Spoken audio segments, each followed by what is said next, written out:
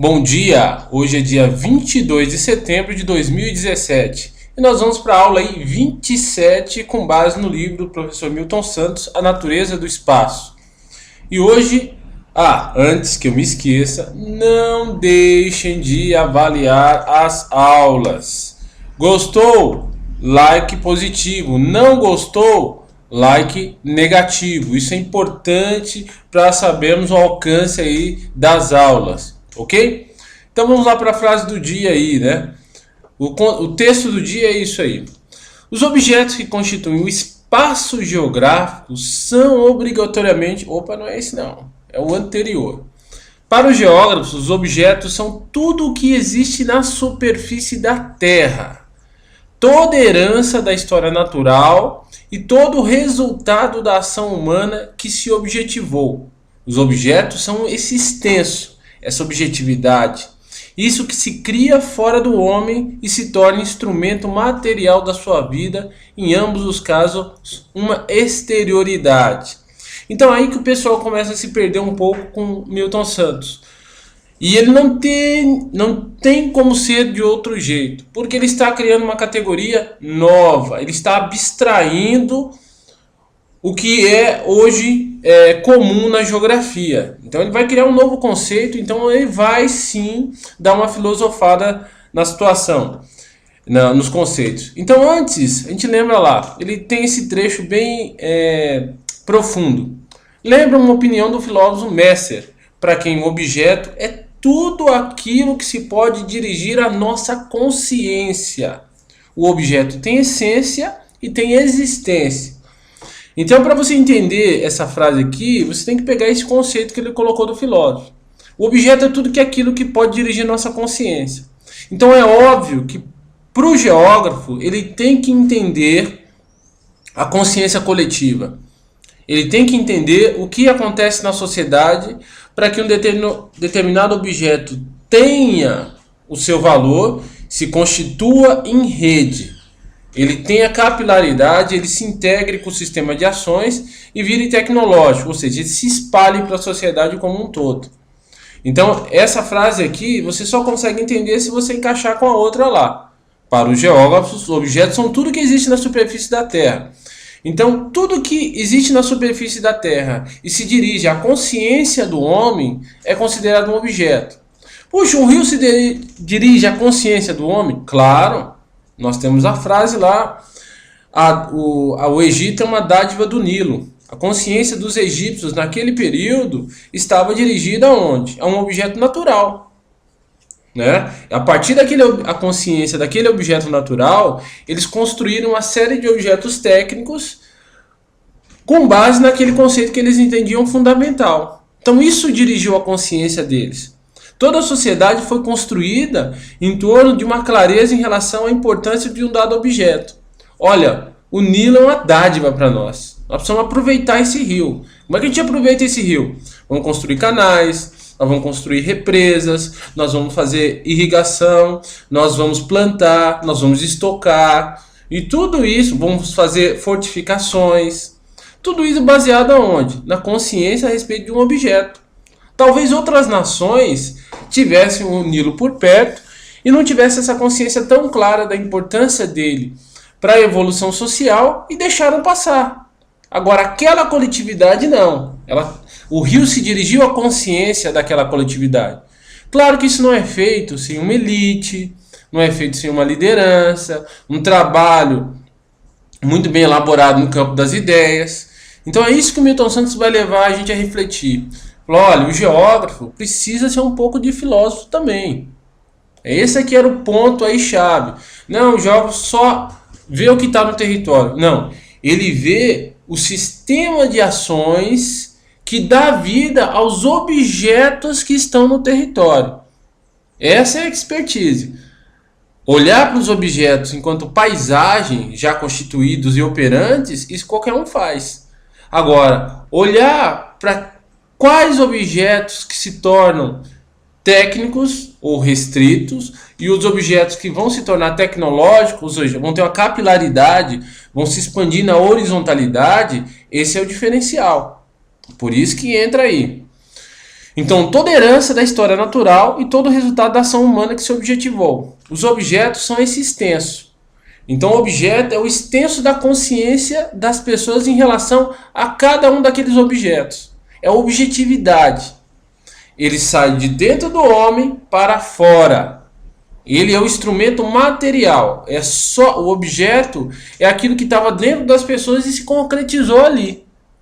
É a exterioridade. A consciência exteriorizada em termos materiais são os objetos. Objetos são importantes na medida em que a consciência os torna importantes. A gente já teve esse debate sobre o que é natural e o que é recurso. A natureza, tudo é natural, mas em algumas coisas o homem coloca consciência e objetividade e torna aquilo ali em recurso. Esse é o ponto-chave. Puxa vida, ficou confuso o Biratã. Então vamos para termos práticos, imagens. Então vamos lá. Nós tivemos aí um período importante da nossa história, que é a Idade Média.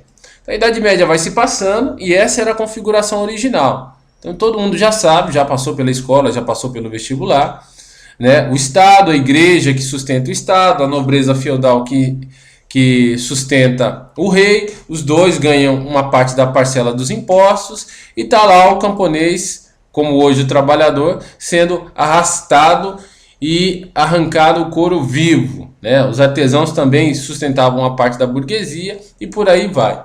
O que acontece? Tinha um objeto que na época era muito importante, que é o chamado rei.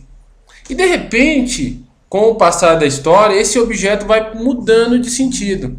Por que vai mudando de sentido? Porque havia ali uns concorrentes. Então, de repente, o objeto mais importante para aquela sociedade era ter um rei. Esse era o objeto tecnológico, né? Lembrando-se, mas você pode dizer que o rei era um objeto? Tá aqui, ó. Vamos lembrar, ficar fixo nessa frase. Para quem? O objeto é tudo aquilo que se pode dirigir à consciência. Tudo aquilo que se pode dirigir à consciência. O rei se dirigia à consciência do povo? Claro. Isso é óbvio, inquestionável. Então, para nós, em termos de análise, é um objeto geográfico, certo? Fez esse objeto, mas o objeto geográfico ele varia de acordo com o contexto. Então, em um determinado momento, a igreja passou a ser um objeto importante também. As pessoas, ora, não sabiam se ouviam um rei, e ora não sabiam se ouviam o Papa. Nós já vimos na história dos estados conflitos iminentes a respeito disso. A autoridade do Papa e a autoridade do rei. Ambos disputavam a proeminência no território. O território quer dizer o espaço físico mais as pessoas. É chamado espaço geográfico. Tá lá, as duas disputavam. Ora, o rei perdia para o Papa. O Papa dominava aquele estado. Ora, o rei dominava a igreja, aniquilava a igreja lá. E ora, o rei pegava e criava sua própria igreja. O fato é que em ambos os casos o objeto não deixou de estar ali no território fazendo a coesão daquelas pessoas naquele espaço físico. Fazia a coesão. Mas aí de repente você pode analisar o que significava essa frase aí absolutista. O Estado sou eu. Porque o Estado, nesse período, o que a população entendia como Estado, o símbolo maior está aqui. É um castelo, né? Então você tem as invasões bárbaras assolando a Europa, vândalos, visigotos, destruindo vilarejos e tudo. E o objeto mais importante para aquela população naquele período era o castelo. Então, onde estava toda a tecnologia disponível para que as pessoas se sentissem seguras naquele momento? O castelo. O castelo era essa imagem. Então, estamos vendo aqui, no castelo você pode plantar, você pode ter um vilarejo. Se os caras vierem, os visigotos, os vândalos, você tem uma tropa, né, uma nobreza preparada para guerrear e defender sua vida, defender seu patrimônio, defender sua lavoura. Você paga um tributo para isso, você paga um imposto, mantém aquele nobre feudal. E quando esse sistema cresceu, eles passaram a eleger um rei que protegia todas as fronteiras. Que ótimo. Então, esses castelos, eles simbolizavam isso. O objeto tecnológico mais importante do período é isso. Então, quanto mais o nobre fazia um castelo fortificado, um castelo seguro, mais ele tinha poder sobre aquela população. Bem simples de entender. Objeto bem tecnológico, e essa tecnologia de construção da época, né? Bem fortificado, tinha que ter uma igrejinha, tinha que ter um padre lá dentro, caso houvesse invasão, todo mundo queria sua extrema-unção, o castelo foi crescendo em termos de muralha, e aí nasce a ideia de cidade, o burgo. Então bem simples, objeto tecnológico, castelo. Então tá aqui, ó. Quanto mais fortificado, quanto mais amplo tivesse comércio, mais a população pudesse sobreviver num período de cerco e sítio ali, mais o nobre tinha fidelidade dos seus vassalos, dos seus súditos, mais ele tinha poder e podia concorrer ali à coroa máxima, que era o rei, ser o rei daquele território extenso ali. Então não tem como ver. O objeto tecnológico aqui do período é o castelo. Então quanto mais fortificado, mais poder se tinha.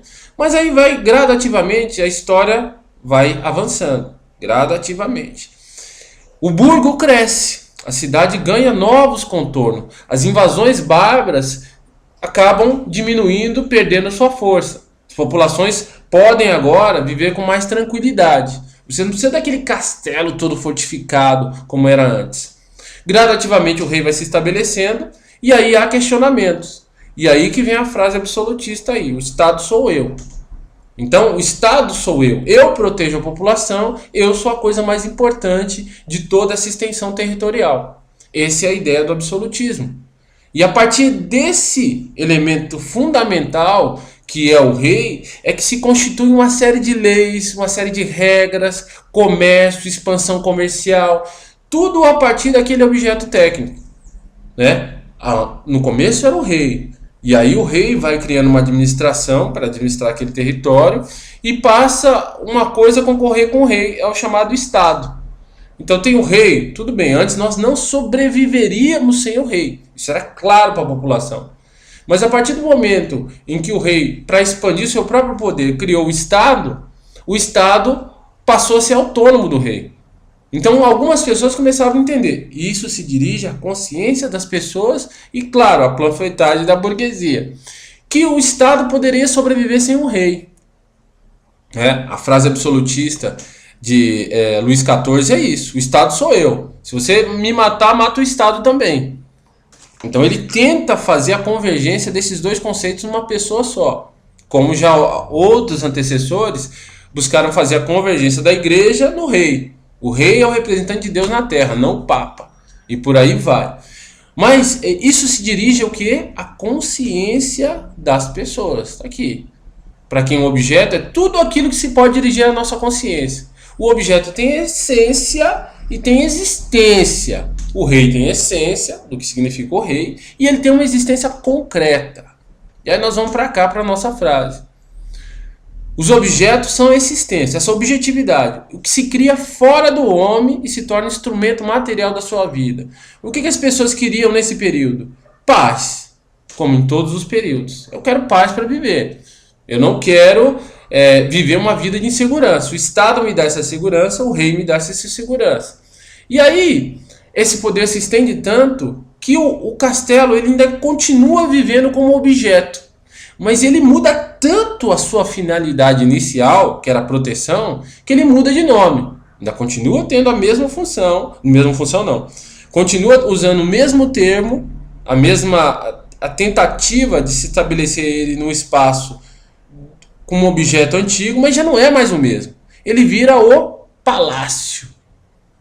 Então, essa é a transfiguração do que se chamava castelo, que era para a segurança do povo, em palácio. É o Palácio de Versalhes. Então, nem de longe ele mantém a sua função original de morada do rei. Que a morada do rei, que era o castelo, era para a proteção das pessoas. Isso aqui não tem mais. O território foi consolidado e tudo se mudou. Mas o rei continua, eu quero meu castelo. Só que agora se chama palácio. Certo? Então é óbvio que esse objeto perdeu a sua função dentro daquela dinâmica do espaço geográfico. Ele só serve como paisagem.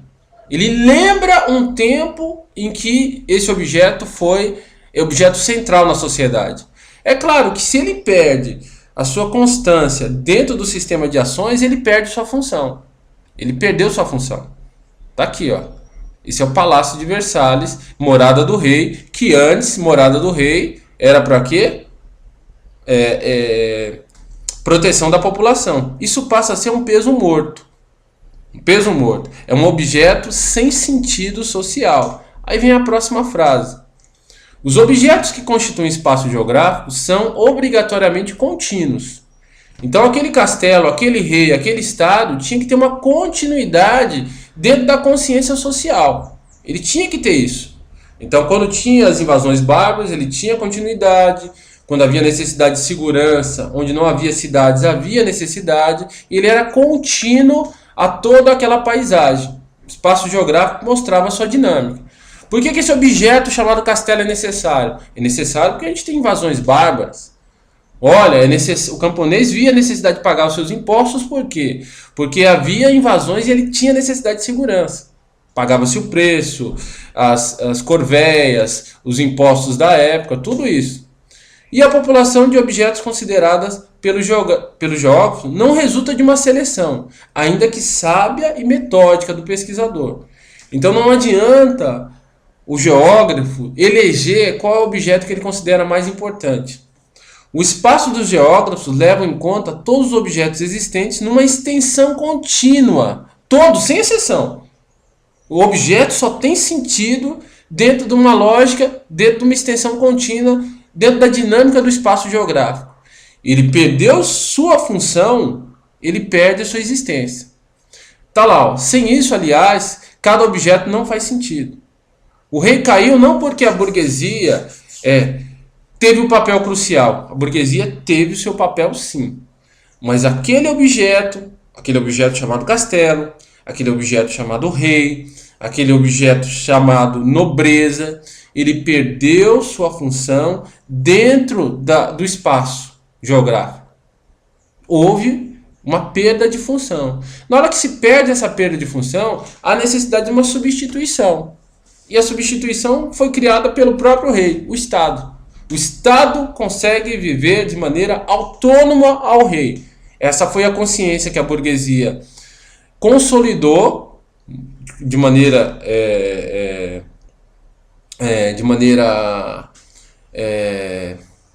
de sucesso em alguns territórios e em outros não. Por exemplo, a Rússia demorou pra caramba para perceber a população da Rússia. Por quê? Porque ainda era formada na sua maioria por camponeses, ainda na sua maioria lidava com populações rebeldes ali, necessitava de um rei, vivia num processo de expansão contínua, dependia da agricultura basicamente para o sustento da população em geral. Então, naquele espaço geográfico, naquela demanda do espaço geográfico russo, o rei, o imperador, ainda era necessário. Claro que depois também há uma mudança e há a retirada do espaço. Mas a retirada daquele objeto técnico. Mas ainda os czares, né? A ideia de czar prevaleceu mesmo na Rússia soviética. Incrível isso. E aí você vê a dinâmica do território, agindo continuamente. Então não é conceito. Tem que se dirigir à consciência da população, consciência do coletivo. Sem isso, sem chance. O objeto, você não consegue entender o objeto. Por que isso acontece em determinada sociedade e não acontece na outra? Então, Milton Santos vai filosofar? Vai. Ele vai. Porque tal como Pierre Levy fez com o conceito de comunidade na década de 90, questionando e falando, ó, peraí, comunidade, se você levar para o conceito virtual, ela muda esse negócio de territorialidade. Isso de objeto de interesse comum, de política comum, não tem mais. As pessoas se associam por ideias e interesses extremamente pessoais. A vida coletiva, aquela sociedade do começo da modernidade, não vai sobreviver ao espaço virtual. E de fato não sobreviveu. De fato não. Ok? Vamos ficar por aqui nessa aula. Não esqueçam aí de avaliar a aula, gostei, não gostei. E na próxima aula aí vamos continuar aí o debate sobre sistema de ações, ou ainda pegar um pedaço do objeto geográfico, ok? Então, até a próxima.